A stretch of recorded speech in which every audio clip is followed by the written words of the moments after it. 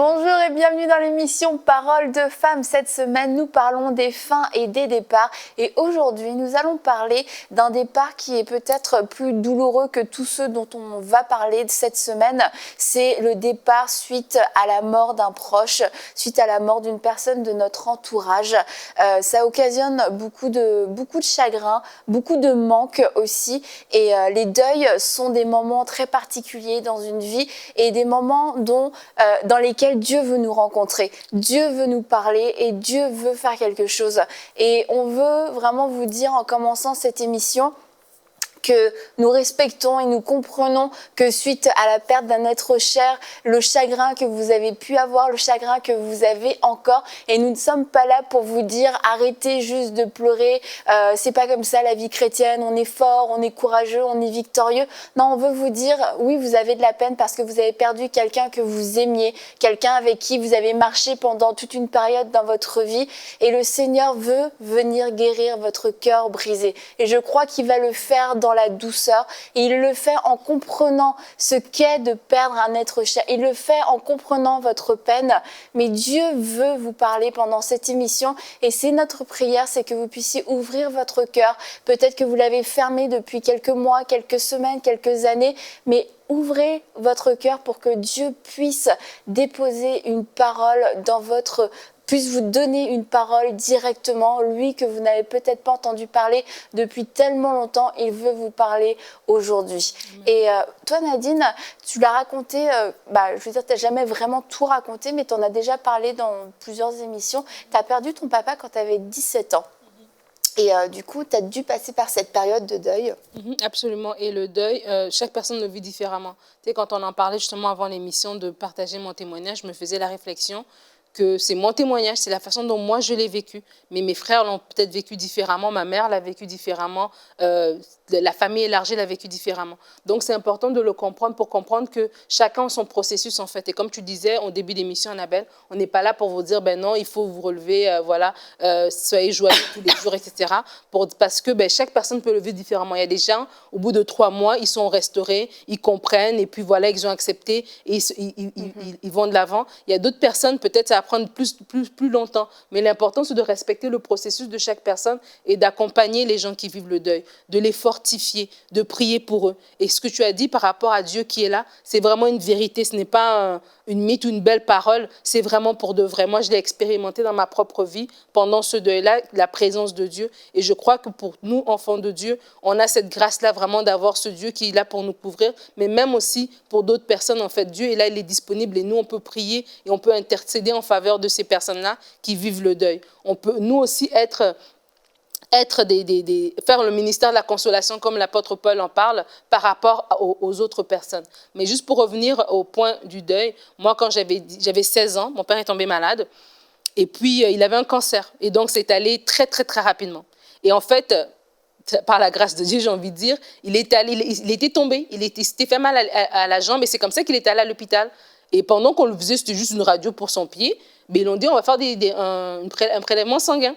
Et c'est là qu'on revient, finalement, votre pied, ça va aller, mais l'autre mauvaise nouvelle, c'est que vous avez un cancer trop avancé et il n'y a plus rien à faire, il est en phase terminale. Et c'est comme ça qu'on a su ça, la nouvelle. C'est arrivé très brusquement.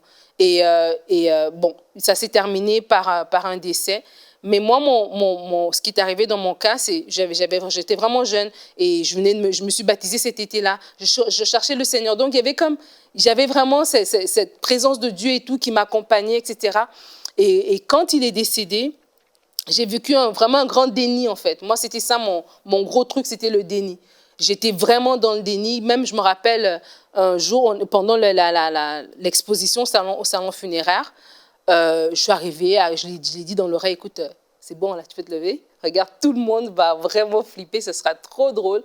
Je me parlais tout seul, ça devenait quand même assez critique pour moi. Et après, la réalité s'est vraiment installée, que c'était pour de vrai. Et là, c'est là que le processus de deuil. Au bout de combien de temps? Ça a pris quelques mois quand même. Des fois, je me disais qu'il est parti en voyage. Des fois, je me disais que c'est une blague. Des fois, je me faisais des scénarios dans ma tête. C'était très bizarre. Et je me rappelle, une fois, j'ai vu un taxi. Et il y avait un monsieur dans le taxi qui ressemblait à mon père. Et il était au stop. Et j'ai commencé à courir après le taxi. tu vois, j'avais vraiment, et c'est ça en fait, ça a l'air illogique pour quelqu'un qui ne l'a jamais vécu, et c'est ça aussi le but pour lequel on partage nos témoignages, c'est pour dire que pour vous qui vivez ça, peut-être vous vous dites, est-ce que je deviens folle, est-ce que je suis la seule personne ne me comprend? Oui, moi ça m'est arrivé vraiment d'avoir ces pensées-là, et après ça, après que le déni soit passé, je suis rentrée en mode, ben, je dois continuer. Je continue la vie, go, go, go, go, go. J'étais à l'école, j'avais énormément de cours, je travaillais, j'étais vraiment dans de l'activité pour remplir mes journées. Mais moi, mon père est décédé dans la période de Noël, le lendemain de Noël. Et donc, le Noël d'après, ça a été très, très dur. Et ça, c'est un point, on en parlait avec Aurélie en début d'émission. Des fois, il y a des moments clés comme ça aussi, qui sont peut-être le premier anniversaire, les premières fêtes de fin d'année. Il y a ces moments-là aussi qui sont des moments difficiles, où la peine revient à la surface un peu. Ouais.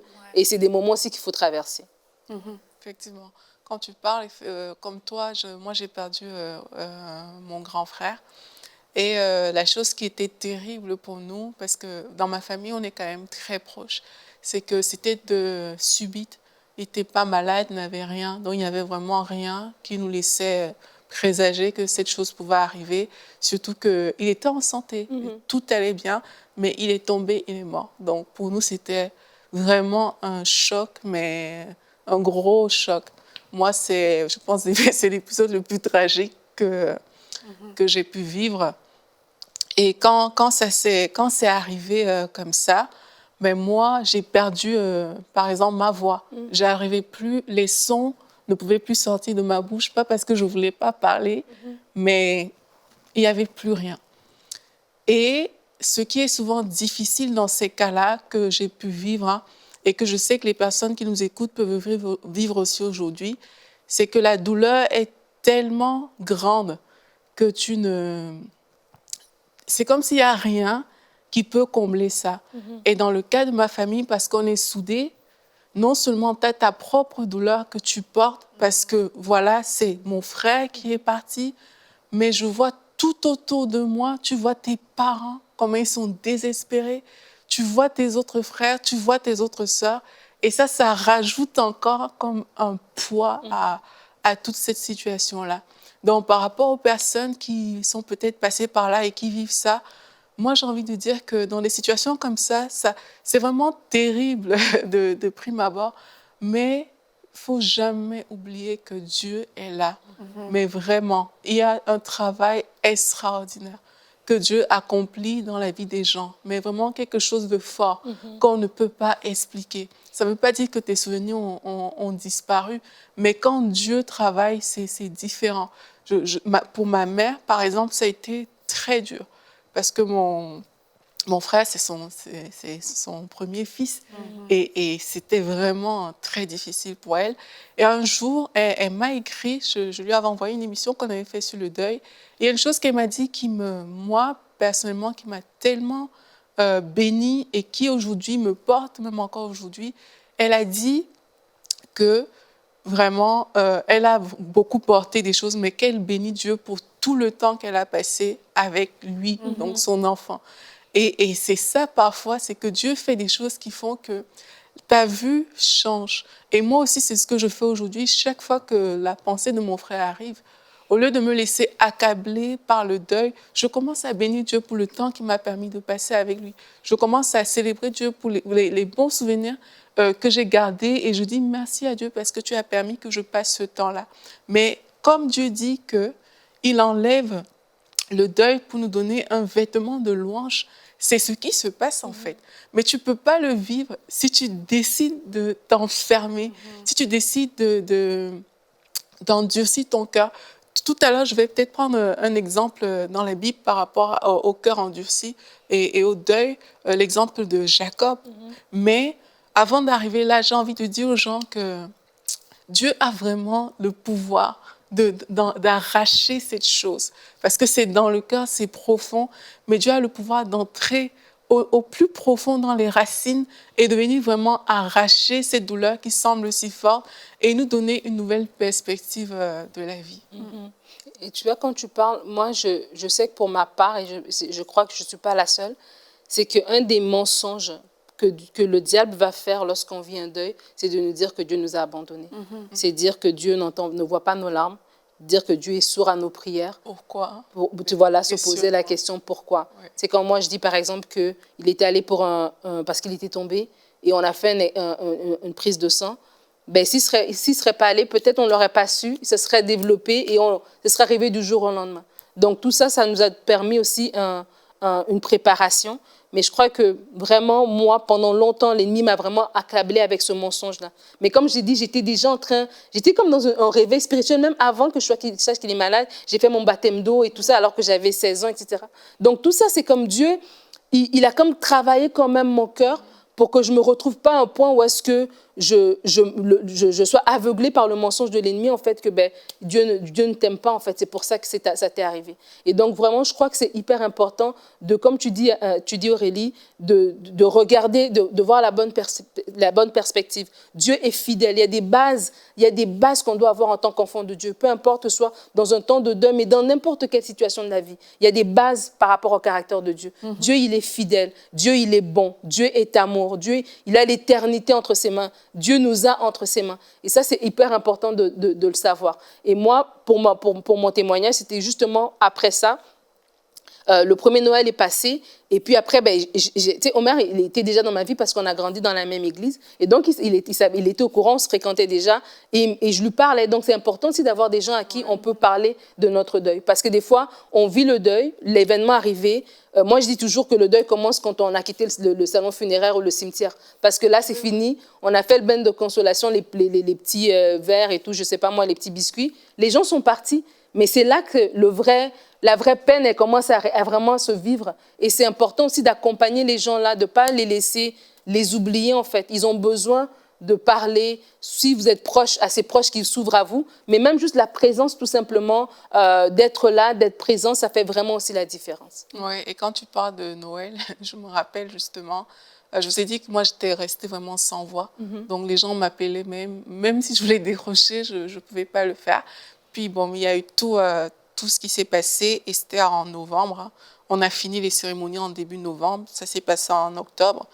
Et à Noël, justement, mais c'est là pour la première fois après le deuil où tu penses justement que tu as repris quand même une vie et tout. Et puis à Noël, mais c'était terrible.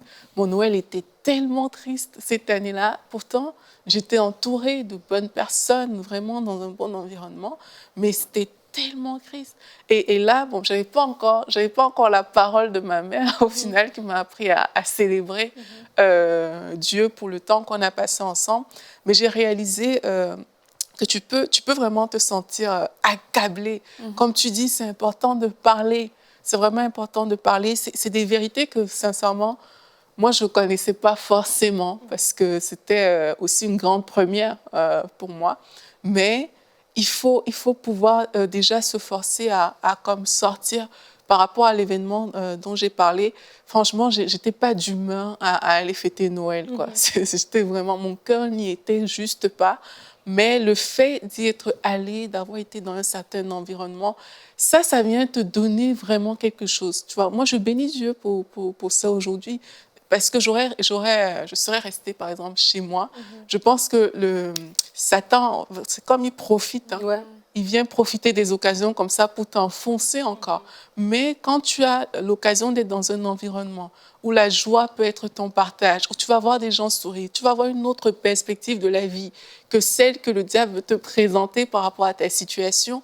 Mais là, ça change en fait. Ça change. Peut-être ton cœur peut être lourd, mais c'est un travail. C'est ça le travail du deuil. Comme tu as dit, le deuil, c'est après qu'on le vit, mais c'est se donner les moyens de sortir du deuil que de s'accorder, d'aller vers des gens, de sourire, de s'autoriser ces choses en fait qu'on perd parce qu'on est trop accablé par la douleur. Ouais, et s'autoriser en fait, parce que des fois on peut penser que j'ai plus le droit de rire parce que j'ai perdu un mari, un enfant, j'ai plus le droit à la vie en fait. Et quelque part l'ennemi va venir te dire ça, tu n'as plus le droit à la vie, mais toi aussi tu dois y aller. Et c'est s'autoriser ça, se dire oui. OK, il y a un avenir aussi, il y a un lendemain. Pour le moment, je ne le vois pas, mais il y a un lendemain. Et tu parles de Noël. moi, chaque personne le vit différemment. Moi, j'étais vraiment très, voilà, j'étais dans mes activités, etc.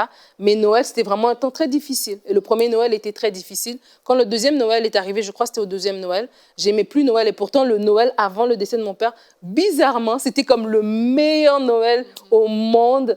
On était allés manger au resto juste tous les deux, on était allés faire les courses, on achetait des cadeaux pour tout le monde. C'était un peu spécial quand même. C'était extrême. C'est comme c'est un souvenir qui est resté. C'était extrêmement un très beau Noël. Et donc, quand le premier est arrivé, c'était difficile. Quand le deuxième est arrivé, j'aimais plus fêter Noël. Et c'était comme une période où est-ce que je plongeais vraiment. Et Omer, qui était mon fiancé à l'époque, et mon mari aujourd'hui, il savait ça. Et il me dit, écoute, viens à l'église. L'église faisait les célébrations de Noël. Et à l'époque, l'église faisait vraiment des longues célébrations. Il y avait tout le monde qui voulait chanter, pouvait chanter. Tout était permis et tout était utile. Tout le monde qui voulait faire une petite pièce de théâtre, on était là pour la soirée, dans la simplicité et la bonne humeur.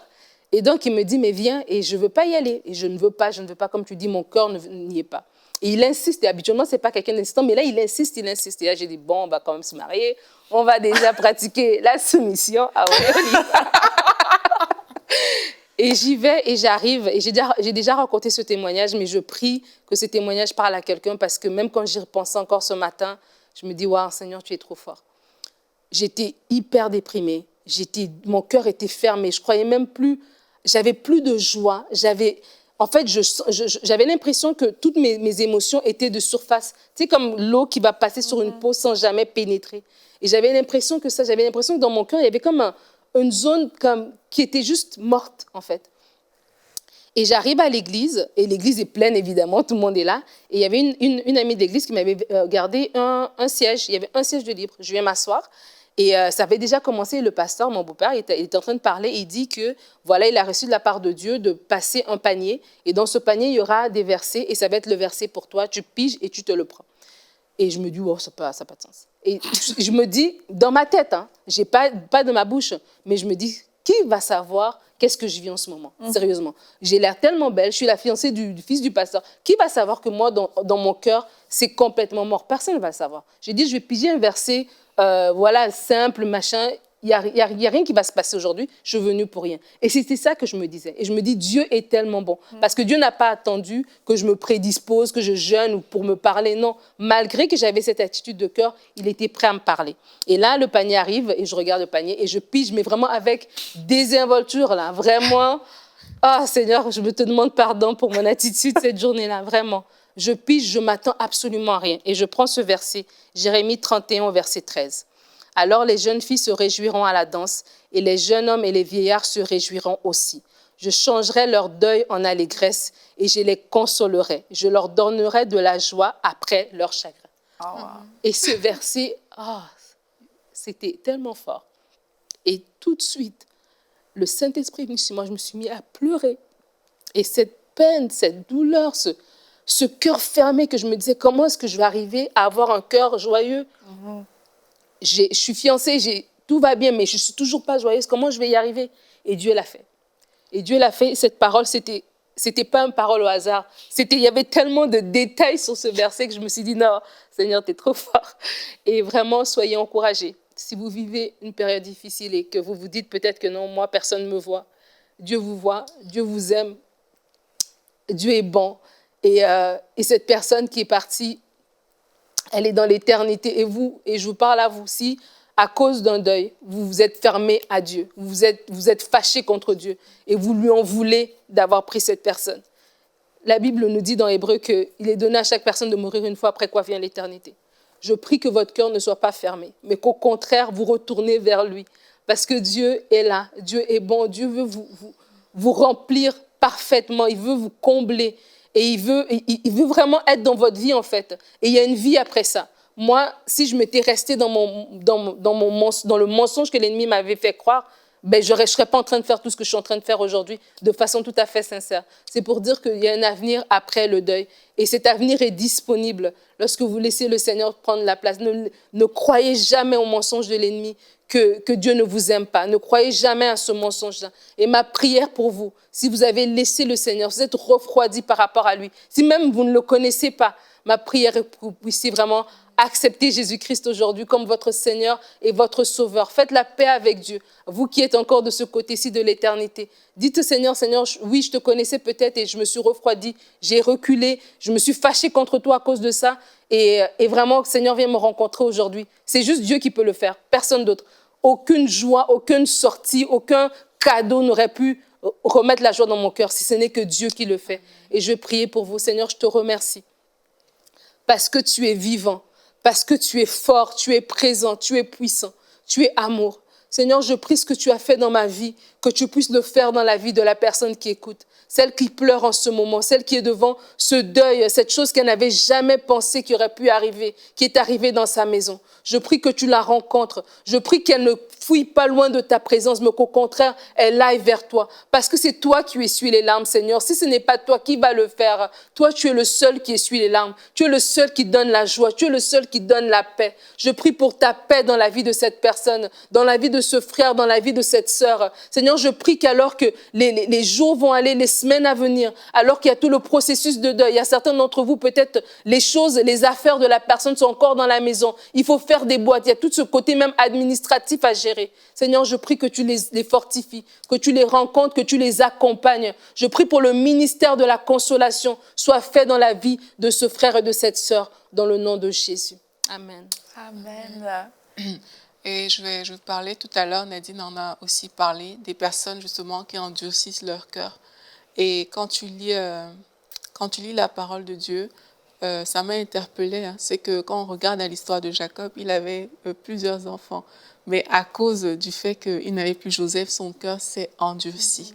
Et quelquefois, la Bible dit que quand on lui parlait, en fait, il croyait en rien, quoi. Même quand on est venu lui dire que ton fils est vivant, c'était rien. Mais dès l'instant, oui, on a continué à lui dire, mais oui, il est vivant, il est en Égypte et tout, et puis il est même en Égypte. La Bible dit qu'il s'est ranimé. C'est comme s'il y a quelque chose en lui, paf, qui s'est réallumé, en fait. Et c'est là où il a dit, mais amenez-moi, je veux voir si Joseph vit encore, mais je veux voir mon enfant. Et quelquefois, c'est l'attitude qu'on peut avoir dans la période de deuil, c'est qu'on oublie tout ce qui est autour de nous, parce que la douleur est trop forte.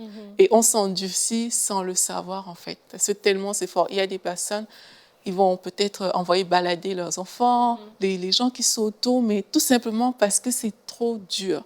Mais j'ai envie de vous dire que, comme tu disais, Nadine, Dieu a la capacité de réanimer, de donner la vie, en fait. Là où on pense que c'est tellement difficile que voilà, tout est fini, mais Dieu a la capacité de te donner cette vie qui te permet de vivre, de considérer tes enfants, les gens que tu avais oubliés parce que tu as considéré juste cette personne qui était partie. Dieu a la capacité de le faire.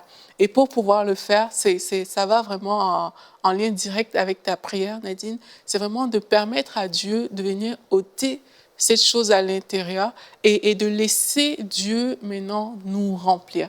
Parce que le Saint-Esprit, non seulement il enlève le vêtement de deuil, mais quand il enlève le vêtement de deuil, c'est pour nous revêtir du vêtement de louange. Il ne nous laisse pas vides.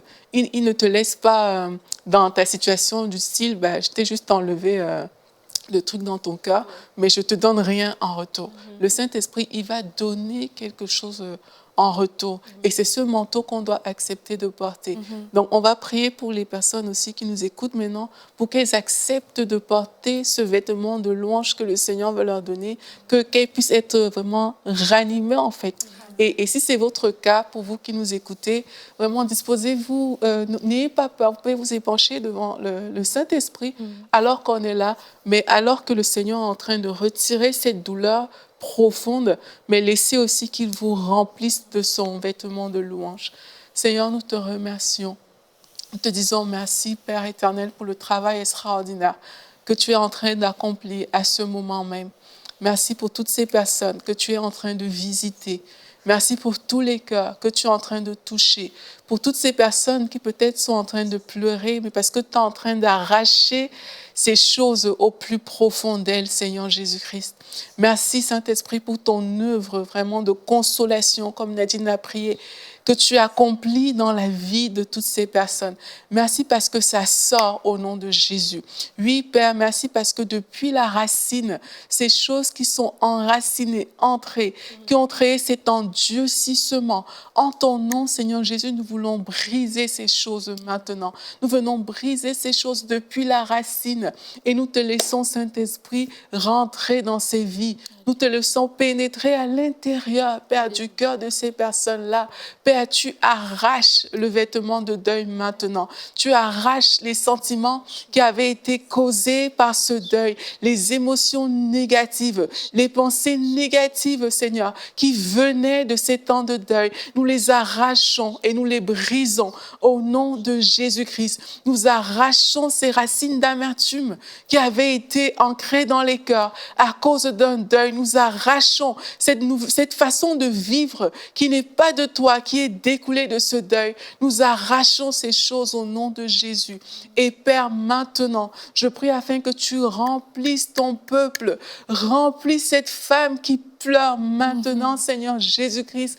Remplis son cœur de ta joie, remplis son cœur de ton amour, remplis-la de ta paix, remplis-la de ta bonté. Là où elle a longtemps souffert derrière ce deuil, remplis-la maintenant, Seigneur. Nous arrachons les vêtements de deuil aujourd'hui et nous déclarons que le vêtement de louange est notre partage. Le vêtement de louange est désormais votre partage. Cher Saint-Esprit, remplis, que ta coupe déborde maintenant dans la vie de ces personnes, que ta coupe déborde dans la vie de cette femme, que ta coupe déborde dans la vie de cet homme. Il a longtemps cru qu'il pouvait s'endurcir parce qu'il a la charge, il a la responsabilité de sa famille et il n'a pas voulu, Père, le monde lâcher du lest à cause de cette responsabilité. Mais aujourd'hui, tu arraches ce deuil du cœur de cet homme, tu arraches ses pensées de son cœur et il peut s'épancher devant toi et il peut porter ce vêtement de louange. Il peut porter, Seigneur, ta paix. Il peut marcher avec un cœur léger. Voilà ce que nous déclarons, un cœur léger. Merci, Seigneur, pour ce nouveau cœur, ce nouveau vêtement dont tu as revêtu tes enfants aujourd'hui. Nous te sommes tellement reconnaissants pour ton œuvre, cher Saint-Esprit. Tu es le seul capable de faire ces choses, quel que soit le drame, quelle que soit la façon dont ça s'est passé, quelles que soient les surprises qu'on a eues et tout ce que cela a engendré dans ces différentes familles. Nous croyons que tu es le seul capable, Seigneur, de changer des situations du tout au tout. Alors merci pour tout le travail énorme que tu as accompli encore, cher Saint-Esprit. Nous t'aimons, Seigneur Jésus-Christ. Et je veux vraiment rendre gloire au Seigneur pour ce vêtement de louange, ce manteau de louange qui est venu vous recouvrir parce que c'est un manteau de vie.